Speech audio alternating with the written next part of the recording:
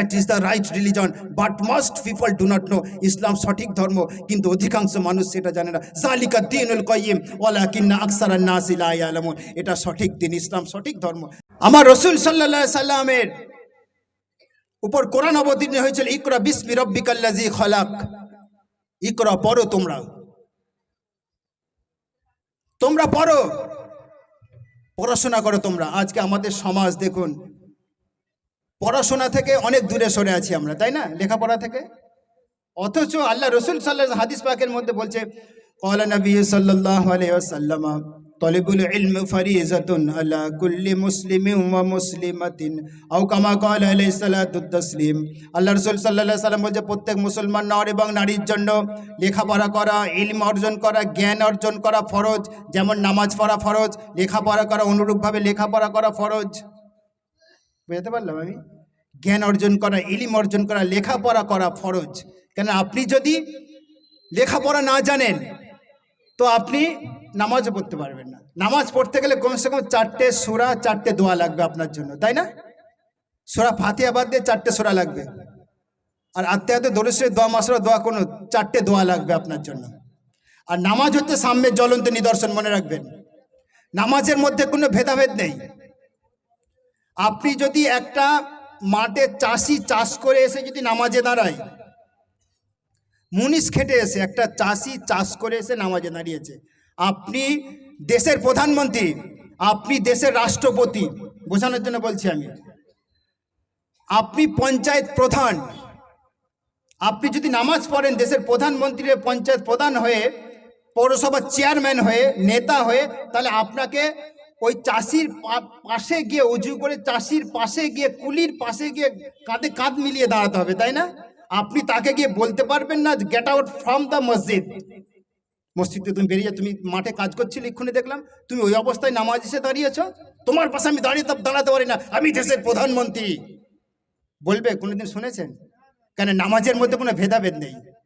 একটা ঐতিহাসিক দলিল দিয়ে আমি শেষ করব, ঐতিহাসিক একটা দলিল দিয়ে। আজকে যে নামাজ একটা সাম্যের জ্বলন্ত নিদর্শন, হজ অন্যতম, হজ একটা সাম্যের জ্বলন্ত নিদর্শন। আরাফাতের ময়দানে কোটি কোটি মানুষ সেখানে থাকে, ওটা একটা সাম্যের জ্বলন্ত নিদর্শন।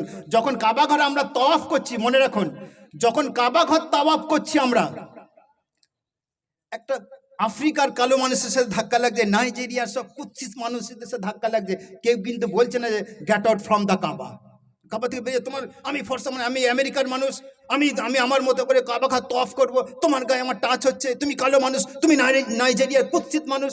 কোনোদিন শুনেছেন কাবা ঘর থেকে বার করে দিতে? মসজিদ থেকে শুনেছেন কোনোদিন একজন কুলিকে, একজন মেথরকে বার করে দিতে নামাজ থেকে? শুনেছেন কোনোদিন? বলুন। এটা হচ্ছে সাম্যের জ্বলন্ত, এই জ্বলন্ত নিদর্শন দেখে আজকে ইউরোপ আমেরিকার বুকেতে ইসলাম গ্রহণ করছে। ইউরোপ আমেরিকার একটা সবচেয়ে বড় খ্যাতনামা ইতিহাসবিদ, তার একটা দলিল দিয়ে শুনিন।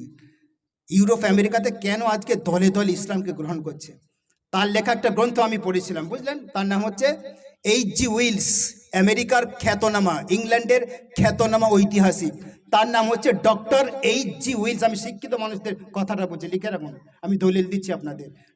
নামাজ পড়বেন, হাত তুলুন না, ইনশাল্লাহ নামাজ পড়বেন সকলে, হাত তুলুন, ইনশাল্লাহ বলো, ইনশাল্লাহ। হাত তুলুন, নারে তাকবীর। হাত তুলছে না, নামাজ পড়বে না মনে হয় ওই ব্যক্তি, ওই ছেলেটা নামাজ পড়বে না। হাত তুলুন, ইনশাল্লাহ বলুন, ইনশাল্লাহ নামাজ পড়বো। কারণ নামাজ একটা সাম্যের জ্বলন্ত নীতি, নামাজ পড়তে হবে। মুসলমানের মধ্যে নামাজ থাকে না থাকে তো কিসের মুসলমান বলুন আপনি? একটা মুসলমানের নামাজই না থাকে কিসের মুসলমান? নামটা বাস্তে মুসলমান, তাই না?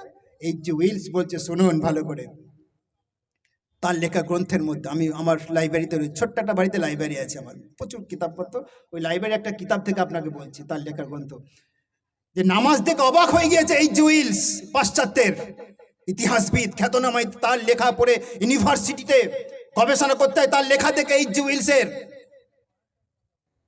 বলছে, Islam succeeded in the world weeks it must representing as it did the urge of the human mind for social justice and democracy.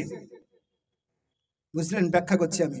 Islam succeeded in the world weeks, অর্থাৎ ইসলাম মানুষের মধ্যে, পৃথিবীর মানুষের মধ্যে ইসলাম সাম্য ও সামাজিক ন্যায়নীতি প্রেরণা সৃষ্টি করার জন্য জগতে অবশ্যম্ভাবী দারুণভাবে সাফল্য লাভ করতে সক্ষম হয়েছে, এর নাম হচ্ছে ইসলাম। তাই ন মুসলিম বলল, Islam that is the right religion, but most people do not no.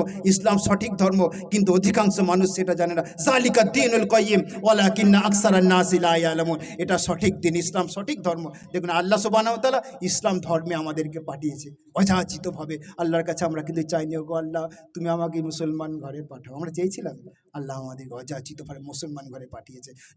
একটা ছোট্ট কথা বলি, জন্মসূত্রে আমরা যারা মুসলমান, ইসলাম সম্পর্কে তাদের কিন্তু স্বচ্ছ ধারণা নেই। ইসলামের আলোকিত ঐতিহ্যের অংশীদার হওয়া এই যে চরম সৌভাগ্যের ব্যাপার, আমরা প্রায় ভুলতে বসেছি। কিন্তু অথচ আমরা জন্মসূত্রে মুসলমান, নামকাওয়াস্তা। আল্লাহ আমাদের সকলকেই দিনের সহি বুঝদান করুন।